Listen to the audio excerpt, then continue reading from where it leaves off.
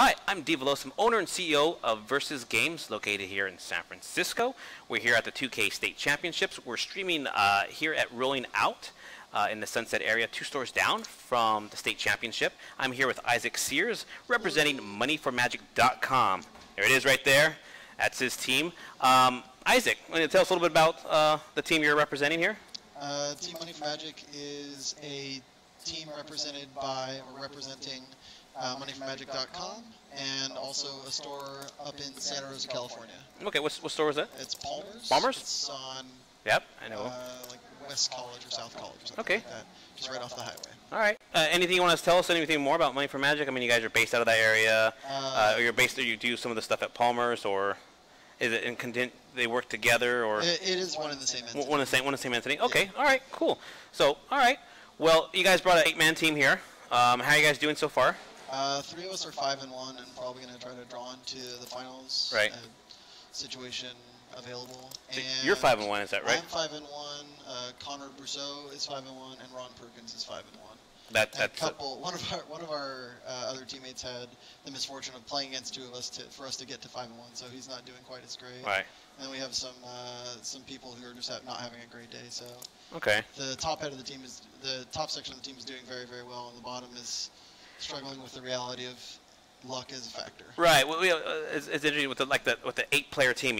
And one of the things that's said about 8-player teams is you're only as strong as your as your weakest player, as your 8th man, as they say. They don't call him the weakest, but as your 8th man, yeah. Yep. So it's it's across the board. Everyone needs to actually perform as best they can. But yeah, in an event like this, sometimes you guys are going to get paired against each other. A lot of versus players or AI players. Well, that's why it's better to have a bigger team. Like having only 8 players, it's nice because given the opportunity, if we won the prize, we could split it between less people and a more kind of synergistic group, like that kind of thing. But having like bigger teams such as Versus or some of the other stores, they brought the whole swath of people. Yeah. It kind of allowed for that randomness to cancel out by having more people. Yeah. Which is, we didn't see that coming, as it were. So should have brought a couple more vans. Neither did we, actually. Which is not a bad thing. It was very interesting. If you don't mind asking, what do you think of the field out there right now? I'm actually very unfamiliar with Standard at the moment. I just took a deck that Alexander Hayne won Grand Prix Krakow. It looked like a blue control deck, which is kind of where I started. Right. Like when I started getting competitive back in the day with like Vidal and Shackles and Moloka, so this is kind of like my jam, as it were. Okay. So that's kind of a nice return for me, getting to play basically counterspell again with Silver Score and stuff. Okay. It's a lot of fun, and the field is interacting with that, not knowing it, has kind of been an interesting experience. All right. And that's what you're playing right now. You're playing a blue-black control, or Esper, or just blue-black control? Splashing Ojutai, but yeah. Okay, so Esper, 3-card Esper. All right, cool.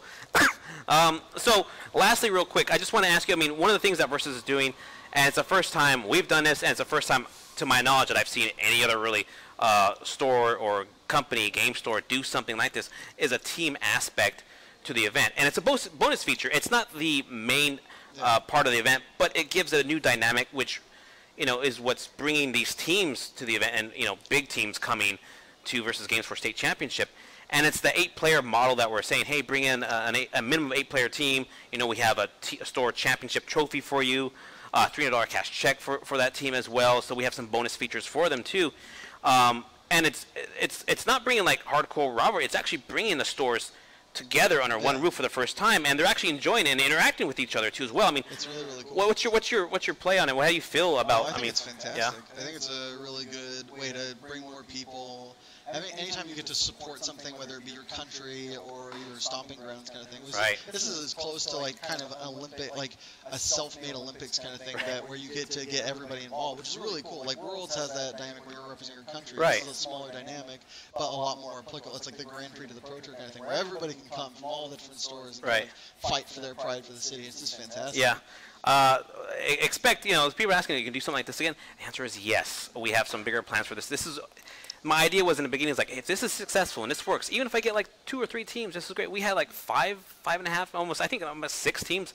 I had to recount some of the teams out there, and I'm like, I think we can keep building on this. Yeah, I think we can keep getting more and more. And obviously, I'm at max capacity with 100.